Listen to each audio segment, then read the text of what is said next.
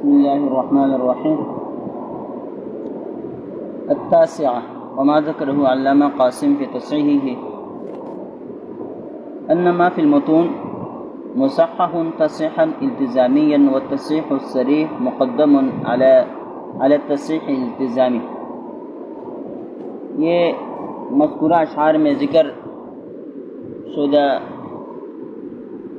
نوع قاعدہ ہے یا اصول ہے. بتلاتے ہیں انما فی المتون مصحح تصحیحا التزامیہ کہ متون میں جو اقوال ذکر کیے گئے ہیں ان کے بارے میں ہمیں یہ جان لینا چاہیے کہ ان کی تصحیح التزامی ہو گئی ہے. التزامی تصحیح کا مطلب یہ ہوتا ہے کہ صاحب متن اس بات کا التزام کرتا ہے کہ وہ متن کے اندر صرف راجح قول کو ذکر کرے گا، صحیح قول کو ذکر کرے گا، کوئی دوسرا قول ذکر نہیں کرے گا. لہذا متون میں جب صحیح اقوال اکٹھے کیے گئے ہیں، جمع کیے گئے ہیں، تو ان اقوال کو گویا کہ تصحیح التزامی حاصل ہو گئی ہے، ترجیح التزامی حاصل ہو گئی ہے. والتصریح الصریح مقدم علی التصحیح الالتزامی. البتہ کبھی ایسا ہوتا ہے کہ یہ تو ہم نے مان لیا کہ متون کے اندر صحیح اقوال لکھے ہوئے ہوتے ہیں، راجح اقوال لکھے ہوئے ہوتے ہیں، لہذا جب مقابل میں کوئی دوسرا قول نہیں ہوگا یا دوسرا قول ہوگا بھی لیکن اس کی ترجیح اور تصحیح بیان نہیں کی گئی ہو تو ہم متون کو ترجیح دیں گے اور ان کو معتبر سمجھیں گے. لیکن اگر کوئی قول ایسا ہے جو متون نے اختیار نہیں کیا ہے، شروحات میں ہے، فتاوی میں ہے، اور اس کو صراحتاً تصریح مل گئی ہے، تصحیح ہو گئی ہے صراحتاً، تو پھر جو ہے اسی کو ترجیح ہوگی. کیونکہ یہ قاعدہ کلیہ ہے کہ ایک ہوتی ہے تصریح التزامی اور ایک ہوتی ہے تصریح یا صریحی. ان دونوں میں جب ٹکراؤ آتا ہے تو پھر اس صورت میں جو تصحیح صریحی ہوتی ہے یا ترجیح صریحی ہوتی ہے وہ مقدم ہوتی ہے تصحیح التزامی سے. کہتے ہیں انما فی المتون مصحح کہ متون کے اندر جو کچھ ہے وہ صحیح ہے تصحیحا التزامیا، لیکن ان کی صحت تصحیح التزامی کے ساتھ ہے. والتصحیح الصریح اور کوئی اور قول جو متون سے باہر ہو اور ان کی صراحتاً تصحیح ہوئی ہو تو کہتے ہیں مقدم علی تصحیح التزامی، وہ مقدم ہے کس پر؟ تصحیح التزامی پر. قلت حاصل ان اصحاب المتون التزموا وضع القول الصحیح. اچھا، حضرت کہتے ہیں کہ اس قول کا حاصل یہ ہے کہ متون نے، صاحب متون نے، جتنے بھی کنز ہے، مختار ہے وغیرہ، انہوں نے التزام کیا ہے وضع القول الصحیح، صحیح قول کو ذکر کرنے کا. فیکون ما فی غیرها مقابل الصحیح، لہذا جو اس کے علاوہ اقوال ہوں گے وہ سب کے سب صحیح کے مقابل میں ہوں گے. متون سے ہٹ کر جو اقوال ہے اور وہ متون کے مخالف ہو تو گویا کہ وہ صحیح کے مقابل میں ہے. ما لم یصرح بتصحیحہ، جب تک کہ اس کی تصحیح کی تصریح نہ کی گئی ہو تو وہ اس صحیح قول کے مقابل ہے. فیقدم علیہا، لہذا اب یہ جو متون والے اقوال ہیں یہ باقی اقوال کے اوپر مقدم رہیں گے. لأنہ تصحیح صریح فیقدم علی تصحیح التزامی. اچھا، ما لم یصرح بتصحیحہ، جب تک اس کی تصحیح نہ کی گئی ہو. ہاں اگر تصحیح ہو گئی ہو تو فیقدم علیہا، پھر یہ متون کے اوپر مقدم رہیں گے. کیوں؟ لأنہ تصحیح صریح، اس لیے کہ جن کی تصحیح صراحتاً کی گئی ہے فیقدم علی صحیح التزامی، اس کے لیے اصول یہ ہے کہ تصحیح صریحی وہ مقدم ہوتی ہے تصحیح التزامی کے اوپر. لہذا یہاں پر بھی یہی ہوگا کہ جو باہر کے اقوال متون سے ہٹ کر جو اقوال اور ان کی تصریح ہو گئی ہے، صراحتاً تصحیح ہو گئی ہے، تو ان کو ترجیح دیں گے. ففی شہادات الخیریہ فی جواب سوال، خیریہ کی کتاب و شہادت میں ایک سوال کے جواب میں ہے المذهب الصحيح المفتى به الذي مشت عليه أصحاب المتون الموضوعة لنقل الصحيح من المذهب الذي هو ظاهر الرواية، کہ صحیح مذہب یہ ہے المفتى به جس کے اوپر فتویٰ ہے الذي مشت عليه أصحاب المتون، یہ وہ قول ہے جس کے اوپر اصحاب متون چلے ہیں، اور وہ متون الموضوعۃ لنقل الصحیح جو صحیح قول کو نقل کرنے کے لیے وضع کیے گئے ہیں، رکھے گئے ہیں، من المذهب الذي هو ظاہر الروایہ، اس مذہب میں سے جو ظاہر الروایہ ہے، یعنی ظاہر الروایہ کے اقوال جن جن صاحبی متن نے ان کا التزام کیا ہے اپنے متن میں ذکر کرنے کا، اب اسی کے اوپر کیا ہے فتویٰ دیں گے، وہی مفتیٰ بھی رہیں گے، ٹھیک ہے۔ ان شہادت الاعمى لا تصح، انہوں نے یہ کہا کہ اعمیٰ کی شہادت یعنی نابینا کی شہادت صحیح نہیں، یہ ظاہر روایہ ہے اور متون کے مطابق ہے، ٹھیک ہے۔ ثم قال وحيث علم ان القول هو الذي تواردت عليه المتون والمعتمد المعول به، کہتے ہیں جہاں پر مفتی یہ بات جان لے کہ ان القول هو الذي تواردت عليه المتون، کہ قول وہی ہے جس کے اوپر متون وارد ہو، والمعتمد المعول به وہی معتمد رہے گا، وہی قابل اعتماد رہے گا۔ اذ صرحوا بانه اذا تعارض ما في المتون والفتاوى، اس لیے کہ علماء نے تصریح کی ہے کہ جب متون والا قول اور فتاوی والا قول دونوں ایک دوسرے کے معارض ہو جائیں، فالمعتمد ما فی المتون، تو جو قول متون میں ہوگا اسی کے اوپر اعتماد کیا جائے گا۔ وَقَذَا يُقَدَّمُ مَا فِي الشُّرُوحِ عَلَى مَا فِي الْفَتَاوَى، اسی طرح جو شروح میں ہوگا وہ فتاوی پر مقدم ہوگا۔ تو تین چیزیں ہو گئی، سب سے پہلے متن ہے، پھر شرح ہے، پھر فتاوی ہے، ٹھیک ہے۔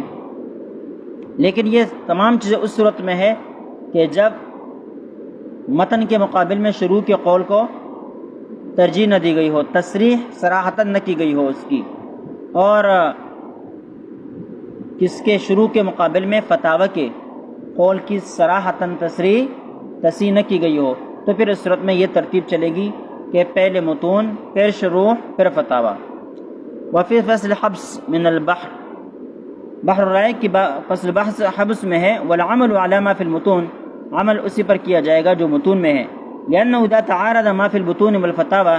اس لیے کہ جب متون اور فتاوی کے درمیان تعارض ہو جائے، فالمعتمد ما فی المتون، تو معتمد قول وہی ہوگا جو متون کے اندر ہے، کما فی انفع الوسائل،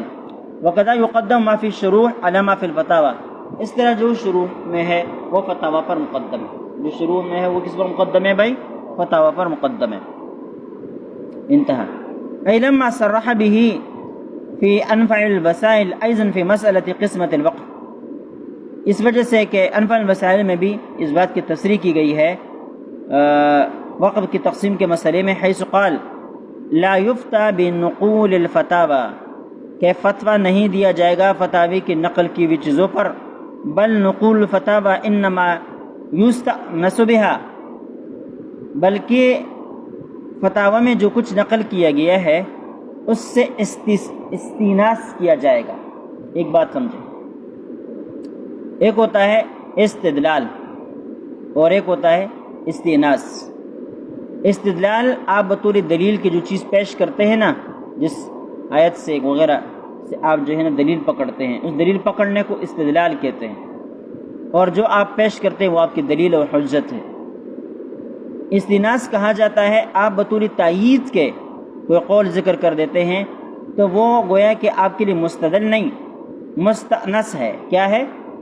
مستأنس ہے، کہ آپ نے اس کے لیے کیا کیا ہے، اس سے آپ نے جو ہے نا تائید حاصل کی ہے اور کچھ نہیں کیا، ٹھیک ہے۔ تو یہ حضرت کہتے ہیں کہ فتاوی کے اندر جو کچھ نقل ہوا ہوتا ہے وہ آپ کی تائید بن سکتی ہے، وہ آپ کی دلیل نہیں بن سکتی، وہ آپ کی دلیل نہیں بن سکتی، سمجھ لو۔ یہ بات یاد رکھیں، ہمارے جو اردو فتاوی ہیں، آپ جب فتوی لکھیں گے تو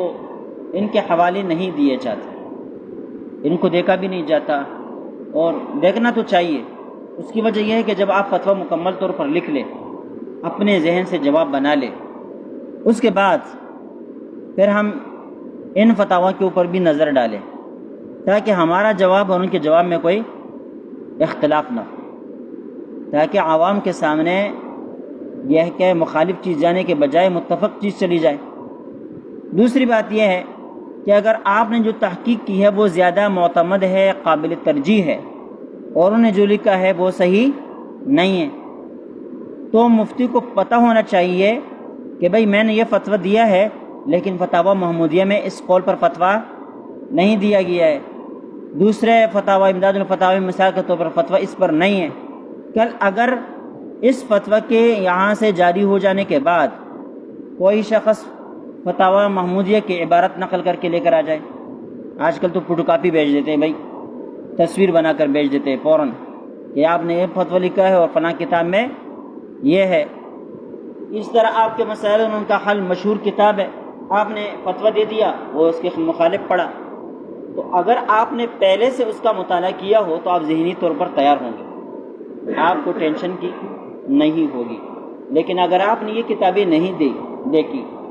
اور فتویٰ دے دیا، وہ اس کے مخالف ہے، اب جیسے ہی کسی نے اس کی عبارت آپ کے پاس بھیج دی نا تو آپ فوراً پریشانی میں مبتلا ہو جائیں گے، یار میرا فتویٰ بھی یہ کہ اس کے خلاف کیسے آ گیا، ٹھیک ہے نا۔ لیکن اگر آپ کو پہلے سے پتہ ہو کہ بھئی میں جو فتویٰ دے رہا ہوں وہ آپ کے مسائل ان کے حل کے خلاف ہے، فتاوی محمودیہ کے خلاف ہے، خیر و فتاوی کے خلاف ہے، یا کسی اور فتاوی کے خلاف ہے، تو پھر اگر کوئی اعتراض کرے گا، آپ کو پہلے سے چونکہ پتہ ہوگا، ذہنی طور پر آپ تیار ہوں گے، اس وجہ سے کوئی پریشانی لاحق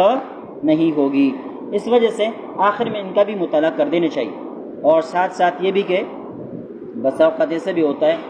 کہ دور حاضر کے مفتیان کرام کی رائے بھی پیش کرنی ہوتی ہے، تو پھر ان کی تائید کے طور پر ان فتاوی جات کا بھی حوالہ دے دیا جاتا ہے کہ فتاوی رحیمیہ میں بھی یہی ہے اور محمودیہ میں بھی یہی ہے، فلاں فلاں۔ اب دارالعلوم دیوبند کی فتاوی بھی دیکھیں گے اور بنجر ٹاؤن کی فتاوی بھی دیکھیں گے، وہ بھی اکثر و بیشتر اردو فتاووں کی حوالے ہی دیتے رہتے ہیں۔ اب بات سمجھ میں نہیں ہے، لیکن وہ چونکہ بڑے ہیں، آپ نے ان کے حوالے پر اعتماد نہیں کرنا ہے، آپ نے اصل ماخذ کی طرف جانا ہے۔ ان کی جب ضرورت پڑے گی جو آپ سے کہا جائے گا کہ چلو اس کا بھی لکھو، اب بات سمجھ میں نہیں ہے، جب تک کہا نہ جائے اس کے دیکھنے کی ضرورت فی الحال نہیں ہے۔ یہ سارے کے سارے وہی ہے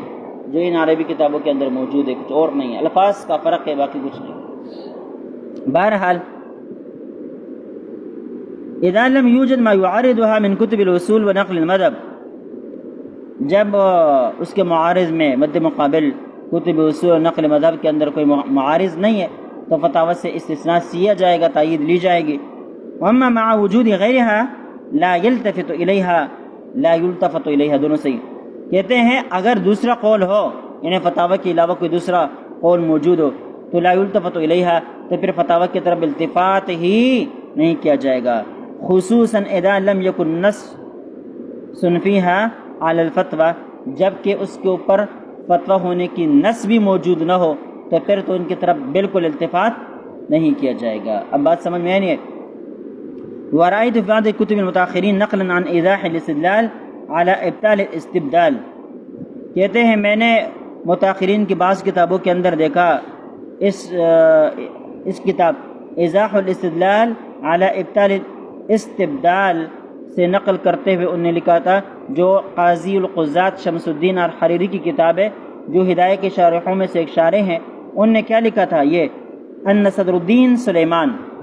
قال ان هذه الفتاوى هي اختیارات المشائخ، یہ جو فتاوے ہیں یہ مشائخ کے پسند کردہ اقوال ہیں۔ پسند کردہ کیا ہے؟ اقوال ہے، پسندیدہ اقوال ہیں ان کے۔ فلا تعارض کتب المذہب، لہذا یہ فلا تعارض کتب المذہب، لہذا یہ مذہب کی جو کتابیں ہیں ان کی معارض نہیں بن سکتی، جو مذہب کی کتابیں ہیں ان کے معارض نہیں بن سکتی۔ قال وَكَذَا كَانَ يَقُولُ غَيْرُهُ مِن مَشَائِخِنَا وَبِهِ أَقُولُ، اور اس نے یہ بھی کہا کہ کان یقول غیرہ من مشائخنا، کہ جو ہمارے مشائخ کہتے ہیں، ٹھیک ہے، وَبِهِ أَقُولُ، وہی بات میں کہتا ہوں، یعنی مطلب یہ ہے جو اصول ہمارے اکابر نے ہمارے لیے طے کر دی ہے، جو بات وہی کہتے ہیں وہ بات ہم کہتے ہیں۔ البتہ اگر یہ فتاوی والے ہمارے بڑے مشائخ میں سے ہو اور انہوں نے کسی بات کی تصریح کی ہو اور اس کو یہ بتایا ہو کہ یہ قول مفتہ بھی ہے تو پھر جو ہے نا ان کو اعتبار کیا جائے گا۔ ثم لا يخفى ان المراد بالمتون المتون المعتبرہ، بار بار جو متون کی بات آ رہی ہے نا بھائی کہ آپ نے متون کے اوپر فتویٰ دینا ہے، تو بتا رہے کہ متون سے کون سے متون مراد ہے؟ کہتے ہیں متون سے مراد ہر متن نہیں ہے، جو قابل اعتبار متون ہے وہ مراد ہے۔ کون کون سے؟ کل بدایہ، جیسے کہ بدایۃ المبتدی جو ہدایہ کا متن ہے، اور مختصر القدوری، اور مختصر قدوری ہے، والمختار، مختار نام ہے، یہاں پر میرے خیال سے نہیں ہے نا یہ متن، والنقایہ، والوقایہ، والکنز، والملتقى، یہ تقریباً 5 وہ ہے کہ ان کے اوپر اعتبار کیا جاتا ہے۔ فإنها الموضوع لنقل المذہب، یہ نقل مذہب کے لیے وضع ہے، مما هو ظاہر الروایہ، مذہب کے وہ اقوال نقل کرتے ہیں جو ظاہر الروایہ میں سے ہوتے ہیں، بخلاف متن الغرر لملا خسرو، بخلاف ملا خسرو کی جو متن ہے الغرر الحکام کے نام سے کہتے ہیں وہ صحیح نہیں ہے، وہ قابل اعتبار نہیں۔ ومتن التنویر